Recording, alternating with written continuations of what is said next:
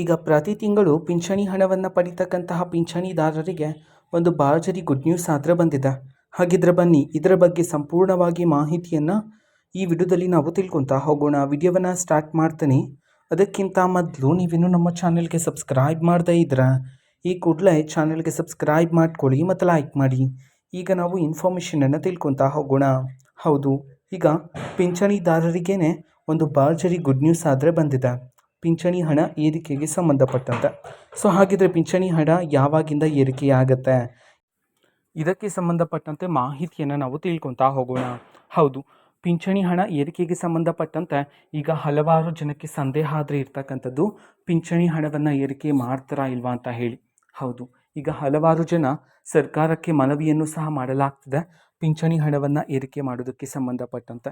ಇತ್ತೀಚಿನ ದಿನದಲ್ಲಿ ದಿನಬಳಕೆಯ ವಸ್ತುಗಳ ಬೆಲೆಯೆಲ್ಲ ಏರಿಕೆ ಆಗಿರ್ತಕ್ಕಂಥ ಕಾರಣದಿಂದಾಗಿ ಪಿಂಚಣಿ ಹಣವನ್ನು ಸಹ ಏರಿಕೆ ಮಾಡಿದರೆ ಜನರಿಗೆ ತುಂಬ ಅನುಕೂಲಕರವಾಗಿರುತ್ತೆ.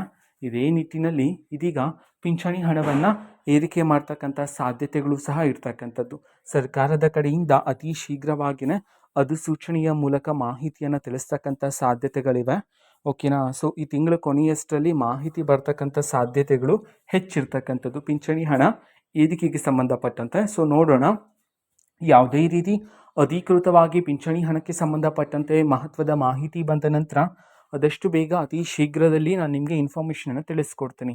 ಅದಕ್ಕೋಸ್ಕರ ಚಾನಲ್ಗೆ ಸಬ್ಸ್ಕ್ರೈಬ್ ಮಾಡ್ಕೊಳ್ಳಿ ಮತ್ತು ಮಾಹಿತಿ ಇಷ್ಟ ಆಗಿದ್ರೆ ನಿಮ್ಮ ಫ್ರೆಂಡ್ಸ್ ಆ್ಯಂಡ್ ಫ್ಯಾಮಿಲಿ ಮೆಂಬರ್ಸ್ಗೂ ಸಹ ವಿಡಿಯೋವನ್ನು ಶೇರ್ ಮಾಡಿ.